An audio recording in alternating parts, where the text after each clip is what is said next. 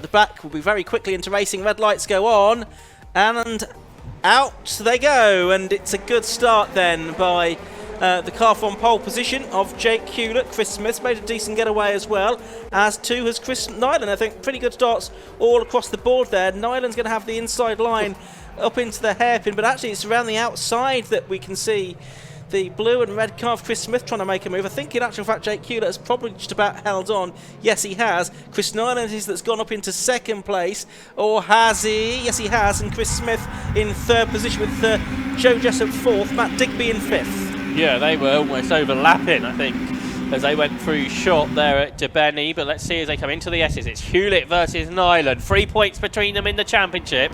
3 points between them if they get first and second. The third place car there looked very sideways, but got through the corner without drama, but did lose a place. Chris Smith has lost out then. I think to Joe Jessup. Dickens out of shape, sorry Josh. We saw this in the earlier race, didn't we? That he seems to get out of shape on cold tyres a little bit, Mark Dickens, this weekend. But there is Smith, so he's lost some more position. Daniel Chapman, that's one of the repaired cars from yesterday, goes up the inside of 83 Will Puttergill at Honda, the corner named after his brand of car. He ran a little wide on the exit. Here are the leaders, the championship contenders, almost overlapping here they are overlapping now into Hatches, but that's only because Chris Nyland's gone in deep and wide. Behind them is Joe Jessup, another championship contender here this season. So the three drivers that have had the most success this year are in the top three here in the 7th round of the season, the halfway point in the championship for the TEGIWA Type R Trophy. Yeah, it's going to be a dramatic season. I think it's probably going to be one of these three drivers that wins the championship. Either Jake Hewlett in the lead, or Chris Nyland, or Joe Jessup. Jessup, who's had a few wins so far, but so too now is Jake Hewlett. He's had a couple as well. Watching Chris Smith there, he's dropped back to 5th position behind Matt Digby. It was back to 5th by the end of the first lap of the race. Gap back then to Daniel Chapman in 6th position.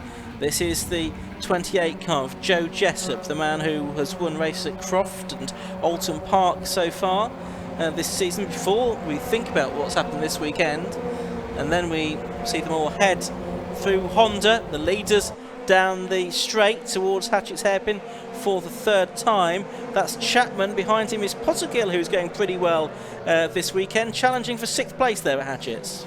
And using plenty of road in the meantime, but he can't go through. We did all Chapman make that move a moment ago. Fastest lap has gone the way of Joe Jessup, a 1:07.01. He's in 3rd place, hunting down the top two. But there is Daniel Chapman, sort of best of the rest, because Matt Digby and Chris Smith going with the top three. Then Chapman there in 6th, ahead of Puttergill. Then Joe McMillan in 8th, and then Mark Dickens did make progress at the start. He's 9th, despite that sideways moment. And James Mansell having his best weekend of the season. He runs in 10th, a new driver to car racing.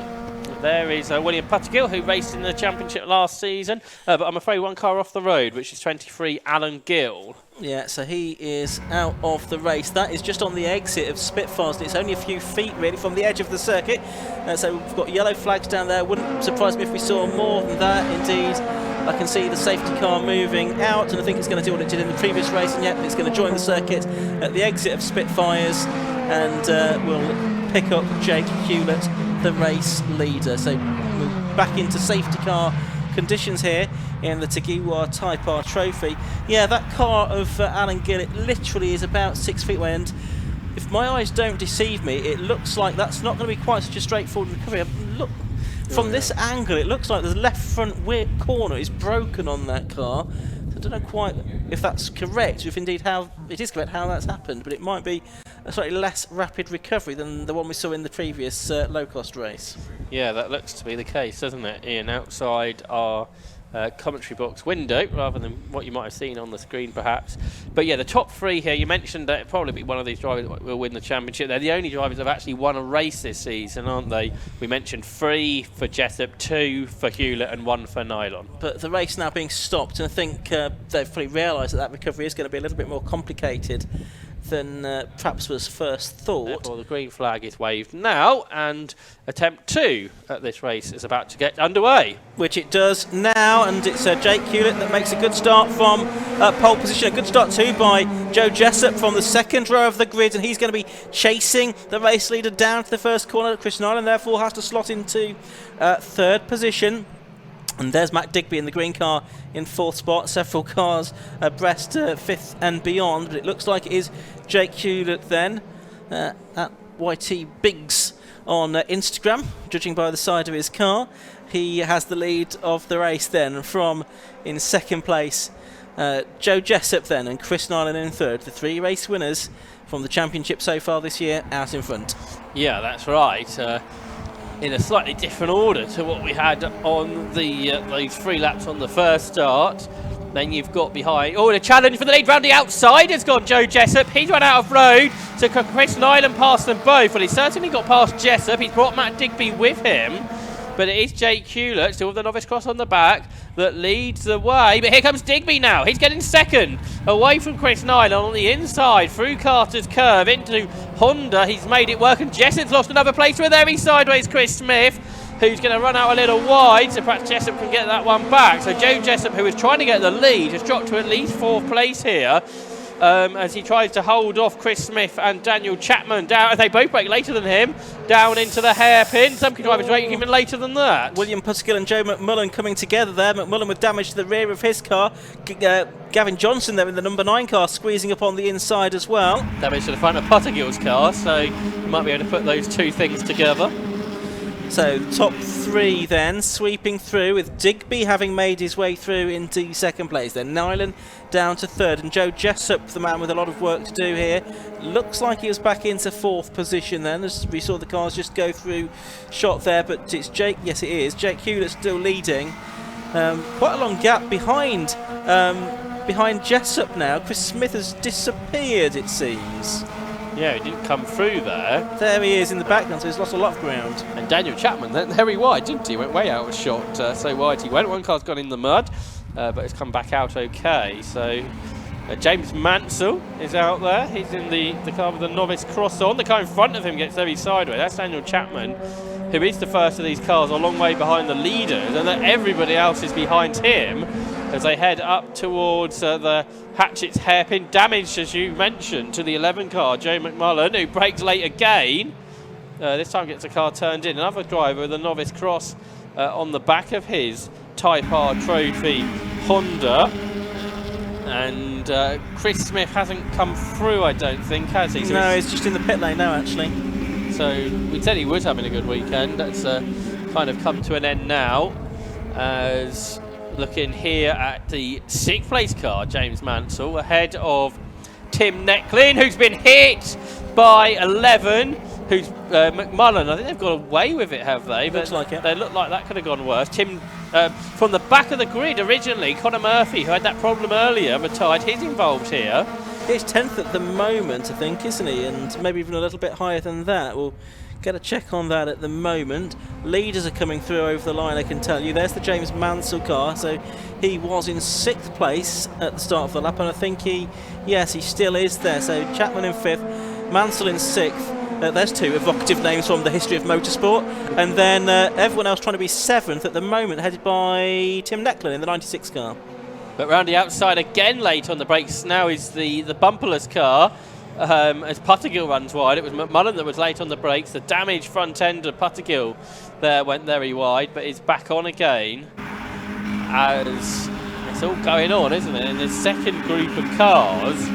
Meanwhile, up front, Jake Hewlett's gap, it started to go back down to Matt Digby, 6 tenths of a second.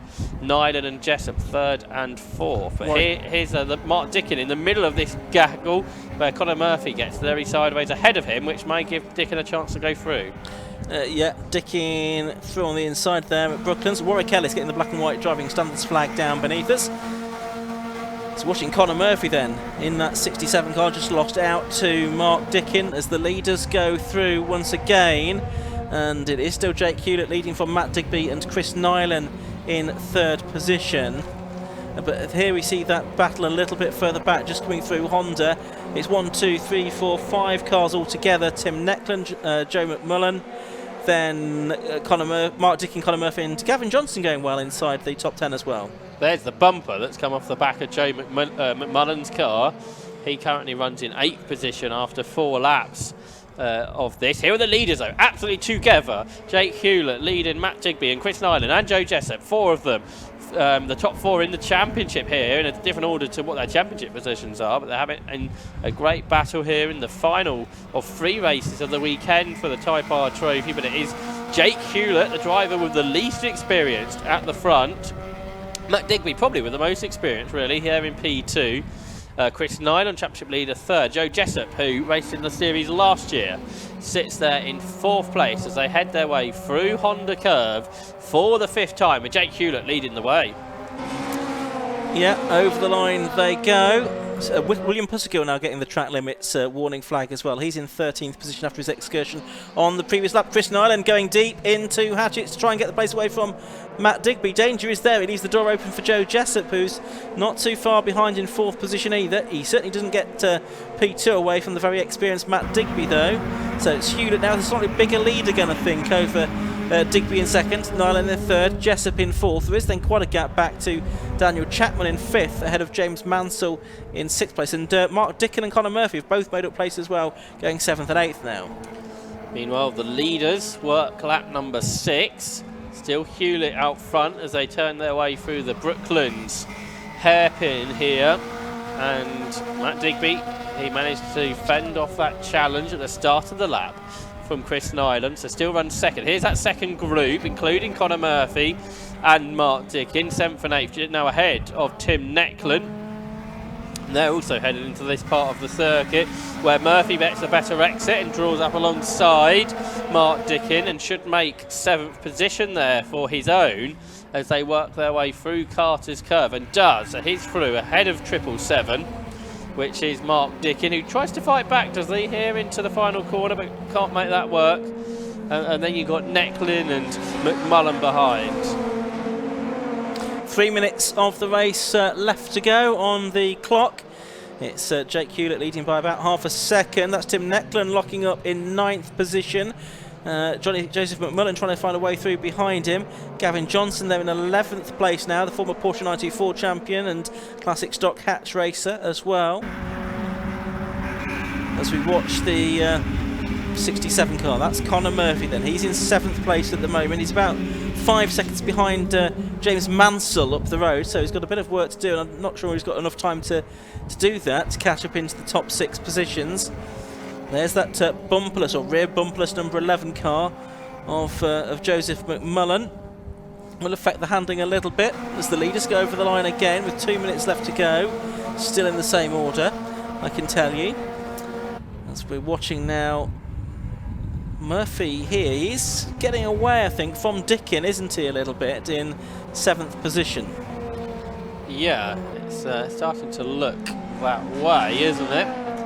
As they come through to complete their 7th lap. You say quite a long way behind the leading 4 that have scampered away from the rest. Here they are, Jake Hewlett still leading, but not by very much, over Digby, Nyland and Jessup.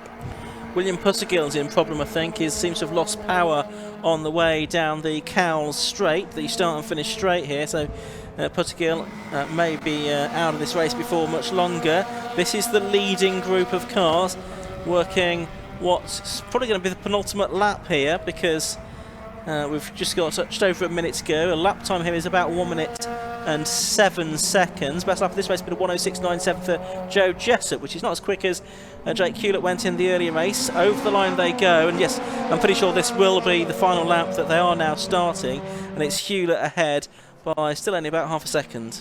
Okay, so hard on the brakes for the final time. No change the position here, but there might be a car to lap, the Warwick LS car on the final lap of the race possibly, which could cause some issues. But just the one car should make it easier than the previous race where there were 2 cars close together. We shall see if that does make a difference on the final half a lap of this Pembrey race weekend for the Type R Trophy competitors. Yeah, it's been a busy 3-race weekend for them, and another 3-race weekend later on in the season as well. Here's Hewlett, he's coming up behind that back marker. Warwick Ellis, though, not ideal timing to get that car, though he will get past it at Carter's. Will Digby get through as well? Yes, he does, as Ellis keeps well out of the way. Looks like the checker flag's being made ready down here beneath us, so it's going to be a second win in a row then for Jake Hewlett. Very good news for his championship campaign in the TEGIWA Type R Trophy. Hewlett takes the win. Matt Digby, another second place for him in the number 97 car. In third place, it's the 130 car of Chris Nyland. Fourth, the number 28, Joe Jessup. So it'll all still be very nice and tight in the points, with three of the three championship contenders all in the top four. Daniel Chapman, number 104, takes fifth. 69, James Mansell takes sixth position there in the background. You can see William Puttergill's car being worked on, but to no avail in the pit lane. Conor Murphy takes seventh, Mark Dickin eighth, Tim Neckland ninth, Joseph McMullen 10th. And then the rest of the field coming through. An entertaining race that for the Type R Trophy, but Jake Hewlett just seemed to have that under control all the way through. Yeah, and I think he takes the championship lead there with another win. So he's adding to his tally here, taking that win at Oulton Park, but then 2 this weekend at Pembrey. So his third win of the season. And let's take a look at those results then of round 7 of the championship. 9 laps completed in the 10-minute race for number 92, Jake Hewlett. He won by 0.41 seconds on number 97, Matt Digby. In third place, it was the 130 car of Chris Nyland. He was ahead of Joe Jessup in fourth. Number 28. Then quite a gap back to Daniel Chapman, number 104, who took 5th. James Mansell, 69, took 6th.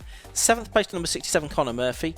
8th place to the treble 7 car, Mark Dickin. In 9th place was number 96, Tim Neckland. And Gavin Johnson rounding out the top 10. Well done to him. Joseph McMullen was 11th in number 11. 27, Daniel Bailey was 12th. Then Samuel Dennis. Jack Thomas, Ursula Jordan, Craig Atkinson, Matthew Duffel and Warwick Ellis. We lost William Puttergill to the pits. Chris Smith was a retirement as well. So the TEGIWA Type R Trophy, that will continue before too much longer at Donington Park on the 6th of August. Look forward to that. A reminder that we have 3 more races to come this afternoon here at Pembrey. Coming up next, it's the 90-minute race. That's the Gaz Shocks 116 Trophy for teams with up to 3 drivers. We've also got the RLM Racing Sports 1000 Championship and the K-Tech Racing Clio Sport Championship to round out the weekend's racing here at the home of Welsh Motorsport. Let's go down to Johnny Palmer in the pit lane to hear from Jake Hewlett. The top 3 in the final race of the weekend for the TEGIWA Type R Trophy, neatly arranged in front of us, almost as they crossed the line. In fact, they were nose to tail. We won't be able to have a word with Joe Jessup, but he was just shy of the final podium slot. It's been a great weekend for Jake Hewlett, a couple of wins along the way, and he's taking his time to get out of the car. Who's going to win the race in terms of who's out first of all? Let's see if we can grab a quick word with Christopher Nyland whilst we wait for Jake. Chris, you came here as a championship leader. That's, again, useful points for third position and some pressure from behind as well as in front. Yeah, well, on that race in particular, it was I couldn't really go for the move because I knew Joe was right behind me, and I did show me nose once, and he was right there. So I thought, no, I've got to play it safe. You know, I've just got to think about them championship points. Obviously, they're catching me, but it's just about maintaining the points gap really. So I've tried my best. I mean, I've had a reverse grid, started from 8th, got to 3rd. I did start on pole yesterday, but obviously it just didn't go my way with that. But I think it was three podiums, so I'm happy with that. It's been incident-packed this weekend, but Pembrey generally has gone down well in the paddock, do you feel? I think so, yeah.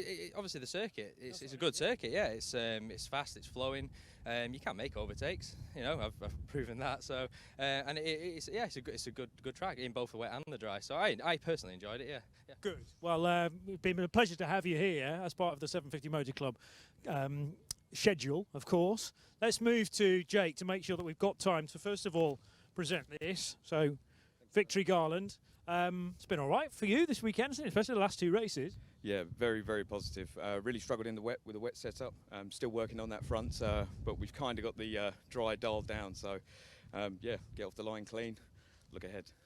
And lots of pressure from behind, but you had to keep it, as you say, neat and tidy. Oh, absolutely. There's some phenomenal drivers in this series. They've all got talent and they can all drive. Pressure throughout, but again, try to look ahead. Well, very well done, Jake. Enjoy the garland. Now to one of the keystone events of the weekend, 90 minutes worth of the Gaz Shocks 116 trophy.